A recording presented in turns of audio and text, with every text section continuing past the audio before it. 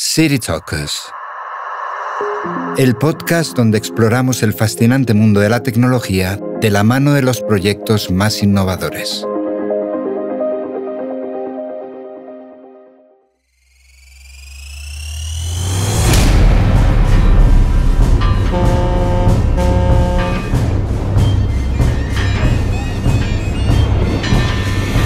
Esta crisis constituye uno de los mayores desafíos ambientales a nivel mundial que permitiese el paso de embarcaciones, que suele ser el hándicap más grande de las soluciones actuales. ¿Qué tecnologías específicas de inteligencia artificial está utilizando CT? Especialmente a las que tienen a mujeres por protagonistas, porque parece que no hay mujeres que conquisten mares, pero sí las hay, y además en todas sus vertientes.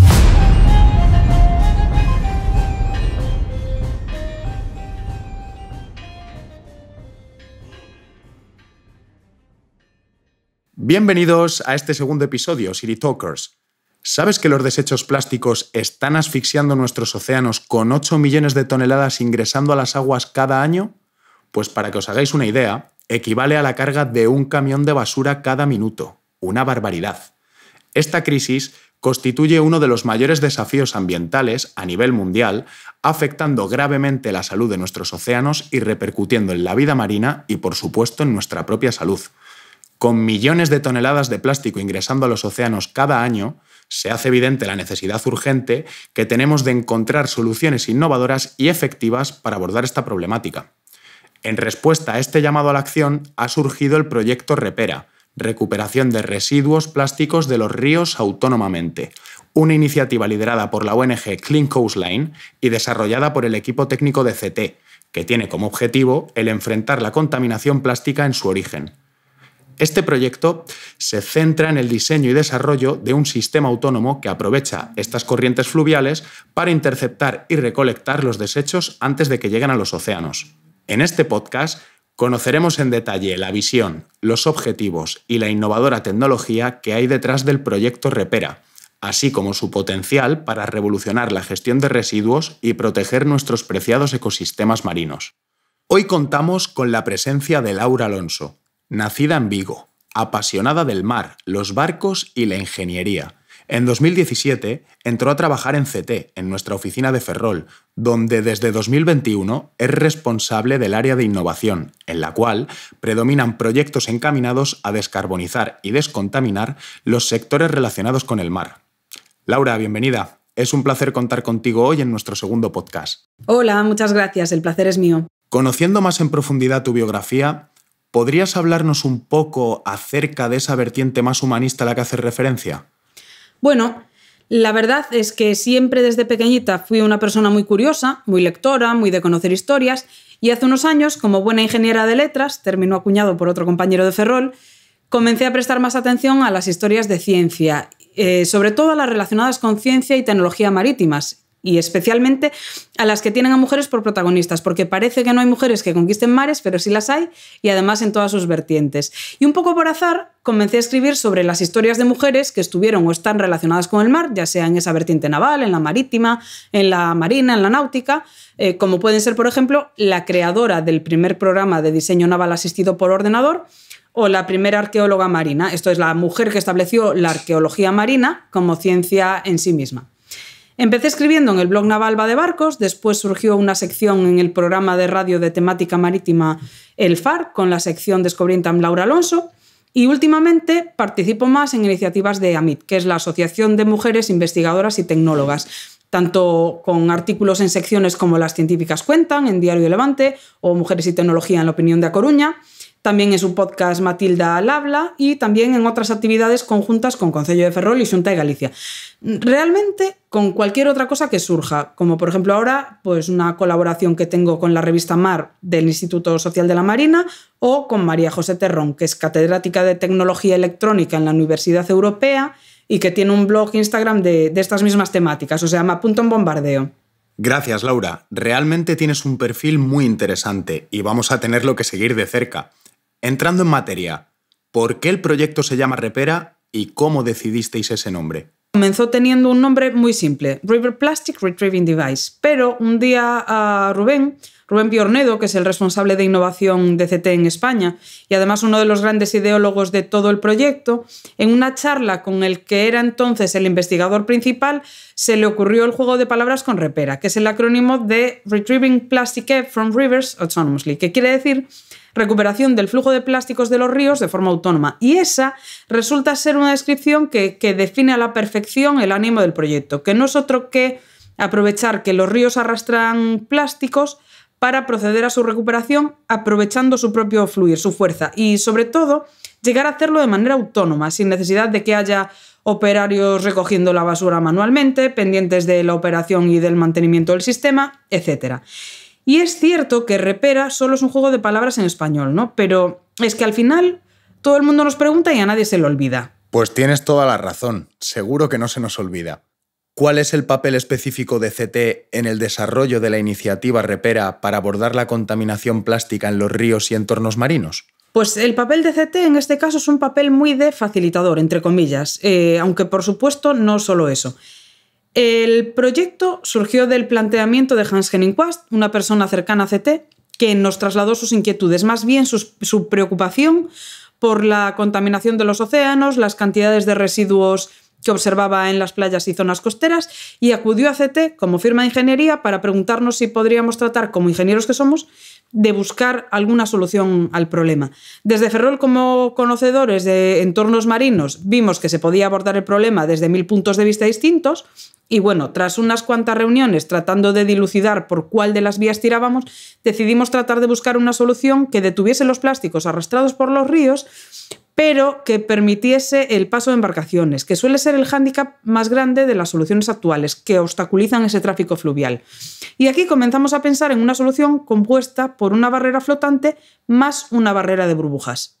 ¿Por qué no solo la de burbujas, que cumpliría por sí sola con ambas funciones, es decir, retener los plásticos y permitir el paso de las embarcaciones? Bueno, pues muy sencillo, porque generar una cortina de burbujas de esa envergadura, cosa que se hace con un aire comprimido, requiere de una gran cantidad de energía y no nos parecía adecuado contaminar la atmósfera para limpiar el agua.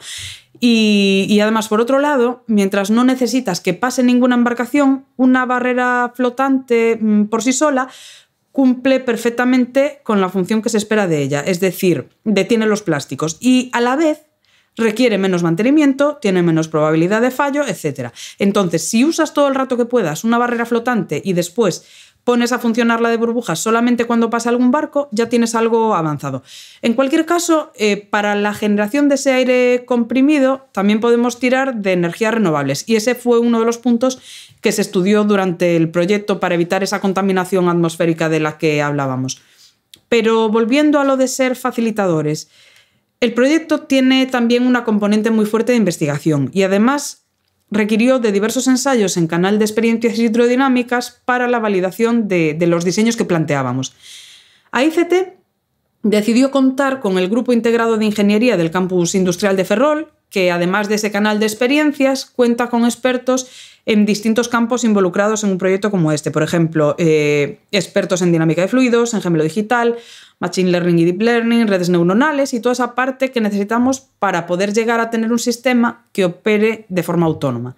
Entonces, ¿qué papel tuvo CT en todo esto? Pues ese papel de facilitador, ejerciendo en primer lugar como nexo de unión entre la idea inicial que nos trajo Hans y las capacidades necesarias para la investigación de esos problemas no triviales y sus potenciales soluciones.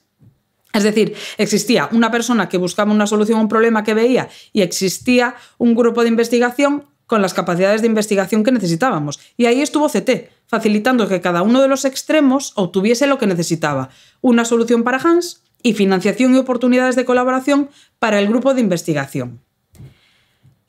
Por otro lado, CT asumió también la gestión absoluta del proyecto, tanto en tiempos como en materiales, en subcontrataciones y en la mayoría de las licencias. Y todo esto no es baladí en un proyecto de esta envergadura y con los problemas que vienen aquejando en los últimos años a la cadena de suministro, sobre todo en lo concerniente a sistemas de adquisición de datos, sensórica, todo lo electrónico, marcadores de densidad, pero es que llegamos a tener problemas incluso con unos perfiles de aluminio que necesitábamos para una estructura de soporte y que supusieron un reto, porque vinieron de Alemania, pasaron por Castellón, se quedaron un tiempo retenidos en el puerto de Castellón antes de venir a Ferrol, nadie supo en realidad muy bien por qué, y bueno, pues así fue la cosa.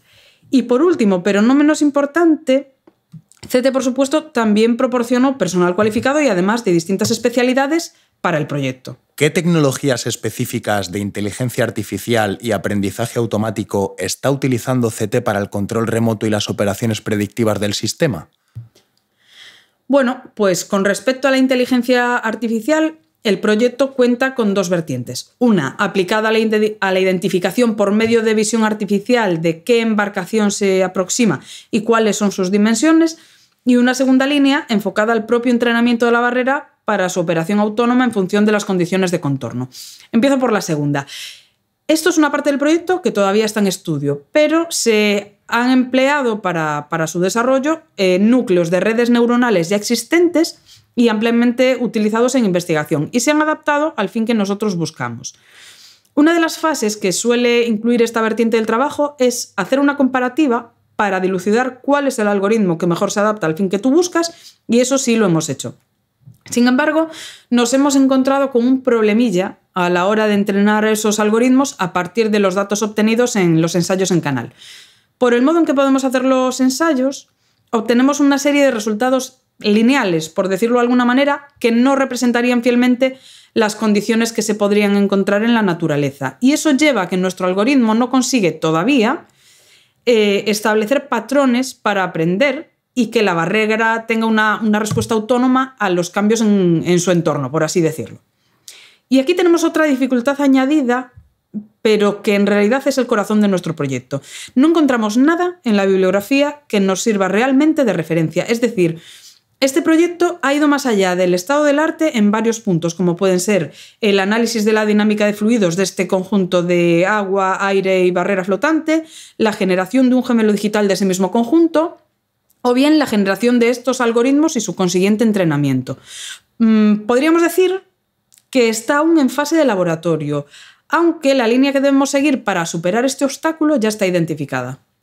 Y en cuanto a la otra parte de inteligencia artificial, más bien de visión artificial, pues en esa parte se desarrolló y se entrenó un algoritmo para que identificase qué barco se acerca y sobre todo qué dimensiones tiene para que la barrera se hunda lo justo. Esto lo planteamos porque habrá casos en los que no sea necesario sumergir la barrera hasta el fondo del río y con eso podemos minimizar el consumo de energía.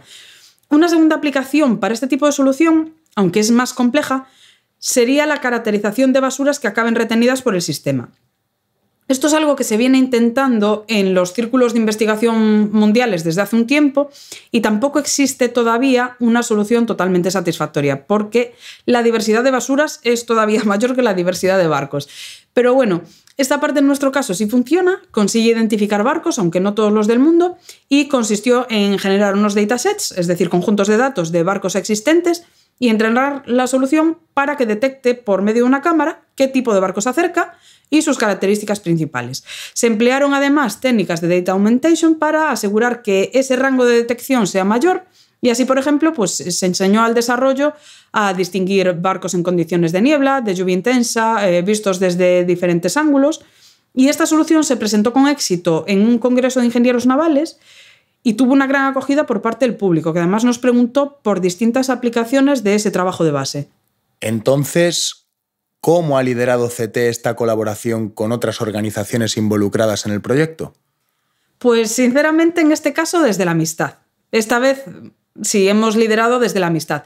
Es decir, si bien se trata de un asunto laboral, el clima del equipo, de los distintos equipos que han ido componiendo el proyecto, siempre ha sido muy bueno. Bastantes de nosotros nos conocemos de hace años, es más, el que fue inicialmente el investigador principal fue en su día profesor y director del proyecto fin de carrera de las 3 ingenieras de CT que estábamos más involucradas en un inicio. También habíamos coincidido con él ya en un proyecto Erasmus Plus de economías azules y también la gente que fue llegando al proyecto se involucró muchísimo. Hemos grabado varios vídeos juntos, compartido risas, compartido lágrimas, tardes de lluvia, mañanas de sol. Y se estableció, o más bien se afianzó, una simbiosis mutualista entre el grupo integrado de ingeniería y CT. Y eso no solo en Ferrol, sino que va mucho más allá de este proyecto y mucho más allá de Ferrol. Se han contemplado muchas otras oportunidades de colaboración en distintos ámbitos. Y con Hans, un poco lo mismo. Es una persona con la que es muy fácil tratar, una persona muy considerada, siempre pendiente, tirando el proyecto, buscando actualizaciones, estando al día de las tendencias mundiales, o sea, lo que es un promotor de 10. Pues Laura, muchas gracias por tu tiempo y por habernos explicado tan bien este fascinante proyecto que aúna tecnología y sostenibilidad a partes iguales. Muchas gracias a vosotros.